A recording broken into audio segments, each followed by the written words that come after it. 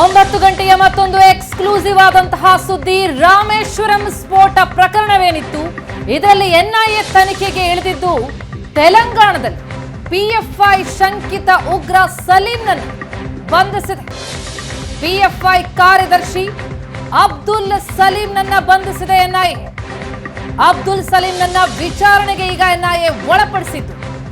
Rameswaram cafe ಬ್ಲಾಸ್ಟ್ಗೂ ಇದಕ್ಕೂ ನಂಟಿದೆಯಾ? ಆ ಸಂಬಂಧ ಎನ್ಐಎ ವಿಚಾರಣೆಯನ್ನ ನಡೆಸಲಿದೆ. ರಾಮೇಶ್ವರಂ ಬ್ಲಾಸ್ಟ್ ಮತ್ತು ಈ ಉಗ್ರ ಅಬ್ದುಲ್ ಸಲೀಂಗೆ ಇರುವಂತಹ ನಂಟಿನ ಬಗ್ಗೆ ಎನ್ಐಎಯಿಂದ ತನಿಖೆ. ದೇಶದಲ್ಲಿ ಭಯೋತ್ಪಾದನಾ ಕೃತ್ಯಗಳನ್ನ ನಡೆಸೋದಕ್ಕೆ ಪ್ಲಾನ್ ಮಾಡಿದ್ರು ಉಗ್ರರು. 2047ರ ವೇಳೆಗೆ ಭಾರತವನ್ನ ಇಸ್ಲಾಮಿಕ್ ರಾಷ್ಟ್ರವನ್ನಾಗಿಸ್ತೀವಿ ಎನ್ನುವಂತಹ ಪ್ಲಾನ್. ಇದಕ್ಕಾಗಿ ಶಸ್ತ್ರಾಸ್ತ್ರ ತರಬೇತಿ ಶಿಬಿರಗಳಿಗೆ ಈ ಸಲೀಂ ಏನಿದ್ದ ಆತ ಕೆಲಸ ಮಾಡ್ತಾ ಇದ್ದ. ನಿಜಾಮಾಬಾದ್ನಲ್ಲಿ ತಲೆಮರೆಸ್ಕೊಂಡಿದ್ದ. ಈಗ ಎನ್ಐಎ ವಶಕ್ಕೆ ಸಿಕ್ಕಿದಾನೆ. ಬಂಧಿತ ಸಲೀಂನ ಫೋಟೋ ನೋಡ್ತಾ ಇದ್ದೀವಿ. ಹಾಗಿದ್ರೆ ಈತನಿಗೂ ಈ ರಾಮೇಶ್ವರಂ ಬ್ಲಾಸ್ಟ್ಗೂ ಕನೆಕ್ಷನ್ ಇದೆಯಾ ಅನ್ನೋದ್ರ ಬಗ್ಗೆ ಈಗ ವಿಚಾರ. ಈ ಬಗ್ಗೆ ಹೆಚ್ಚಿನ ಡೀಟೇಲ್ಸ್ ಕೊಡ್ತಾರೆ ನಮ್ಮ ಪ್ರತಿನಿಧಿ ಮಂಜು. ರಾಮೇಶ್ವರಂ ಕೆಫೆ ಬ್ಲಾಸ್ಟ್ ವಿಚಾರಕ್ಕೆ ಸಂಬಂಧಪಟ್ಟಂತೆ ಈಗ ಎನ್ಐಎ ಶಂಕಿತ ಉಗ್ರರನ್ನ ಬಂಧಿಸಿದಾನೆ. ಇವನ ಹಿನ್ನೆಲೆ ಏನು, ಯಾಕಾಗಿ ಬಂಧನ ಆಗಿದೆ, ಹೆಚ್ಚಿನ ಡೀಟೇಲ್ಸ್ ಏನ್ ಸಿಗ್ತಾ ಇದೆ?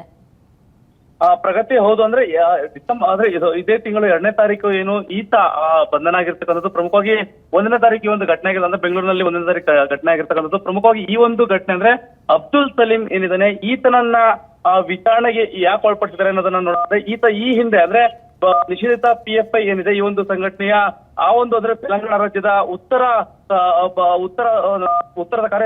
ಕಾರ್ಯದರ್ಶಿ ಆಗಿದ್ದ ಅಬ್ದುಲ್ ಸಲೀಂ. ಇದೇ ಹಿನ್ನೆಲೆಯಲ್ಲಿ ಆತನನ್ನ ಬಂಧನ ಮಾಡ್ಲಿಕ್ಕೆ ಹೋಗ್ತಾನೆ. ಆತ ತಲೆಮರೆಸ್ಕೊಳ್ತಾನೆ. 2 ವರ್ಷಗಳಿಂದಲೂ ಕೂಡ ತಲೆಮರೆಸ್ಕೊಳ್ತಾನೆ. ಈತ ಆ ಒಂದು ಪಿಎಫ್ಐ ಸಂಘಟನೆ ಸಂದರ್ಭದಲ್ಲಿ ಒಂದು ಸಮುದಾಯದ ಕಟ್ಟರ್ ಏನಿರ್ತಾರೆ ಅಂತವ್ರನ್ನ ಕರ್ಕೊಂಡು ಹೋಗಿ ಈ ಶಸ್ತ್ರಾಸ್ತ್ರ ತರಬೇತಿಗಳಿಗೆ ಬಿಡ್ತಕ್ಕಂಥ ಕೆಲಸ ಮಾಡ್ತಕ್ಕಂಥದ್ದು, ಮತ್ತೆ ಜೊತೆಗೆ ಪ್ರಚೋದನೆ ಮಾಡ್ತಕ್ಕಂತಿರ್ಬೋದು. ದೇಶದಲ್ಲಿ ವಿಧ್ವಂಸಕ ಕೃತ್ಯಗಳಿಗೆ ಈತ ಪ್ರಚೋದನೆ ಮಾಡ್ತಕ್ಕಂಥ ಕೆಲಸವನ್ನ ಮಾಡ್ತಾ, ಇದ್ರ ಜೊತೆಯಲ್ಲೇ ಕೂಡ 2047ಕ್ಕೆ ಭಾರತವನ್ನ ಇಸ್ಲಾಮೀಕರಣ ಮಾಡಬೇಕು ಅನ್ನೋ ಒಂದು ಗುರಿಯನ್ನ ಹೊಂದಿದ್ದ ಅನ್ನೋ ಒಂದು ಆಧಾರದ ಮೇರೆಗೆ ತನ್ನ ವಿರುದ್ಧ ಅಲ್ಲಿ ತೆಲಂಗಾಣದಲ್ಲೊಂದು ನಿಜಾಮಾಬಾದ್ ನಲ್ಲಿ ಪೊಲೀಸ್ ಠಾಣೆ ದೂರು ದಾಖಲಾಗುತ್ತೆ. ಈ ದೂರಿನ ಅನ್ವಯ ಈತನನ್ನ ಎನ್ಐಎ ಅಧಿಕಾರಿಗಳು ಹುಡುಕ್ತಾ ಇರ್ತಾರೆ. ಆ ಸಂದರ್ಭದಲ್ಲಿ ಆತ ನಿನ್ನೆ ಅಂದ್ರೆ 2ನೇ ತಾರೀಕಿತ ನಿಜಾಮಾಬಾದ್ ನಲ್ಲಿ ತಲೆಮರೆಸ್ಕೊಂಡ ಸಂದರ್ಭದಲ್ಲಿ ಆತ ಅಲ್ಲಿ ಸಿಕ್ಬಿದಂತ ಸಂದರ್ಭದಲ್ಲಿ ಇದರನ್ನ ಅದೇ ಒಂದು ಪ್ರಕರಣಕ್ಕೆ ಸಂಬಂಧಪಟ್ಟಂತೆ ವಿಚಾರಣೆ ಮಾಡ್ತಿರ್ತಾರೆ. ಯಾವಾಗ ಈ ಒಂದು ಘಟನೆ ಅಂದ್ರೆ ಬೆಂಗಳೂರಿನಲ್ಲಿ ತರ ಘಟನೆ ಆಗಿದೆಯೋ ಇದಕ್ಕೂ ಆತನಿಗೂ ಏನಾದ್ರು ಸಂಬಂಧ ಇದೆಯಾ, ಅಂದ್ರೆ ಲಿಂಕ್ ಇದೆಯಾ ಅನ್ನೋ ಒಂದು ಪ್ರಶ್ನೆಯನ್ನ ಕೂಡ ಕೇಳಿರ್ತಕ್ಕಂಥ. ಯಾಕಂದ್ರೆ ಈ ರೀತಿ ಘಟನೆ ಆದಾಗ ಎಲ್ಲೋ ಒಂದ್ ಕಡೆ ಐಸಿಸ್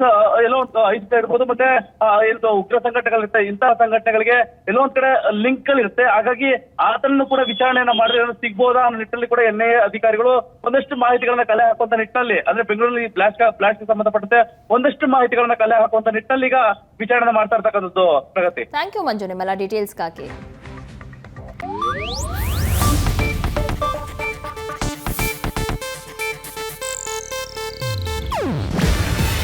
ಇದು ಏಷ್ಯಾನೆಟ್ ನ್ಯೂಸ್ ನೆಟ್ವರ್ಕ್ ಪ್ರಸ್ತುತಿ.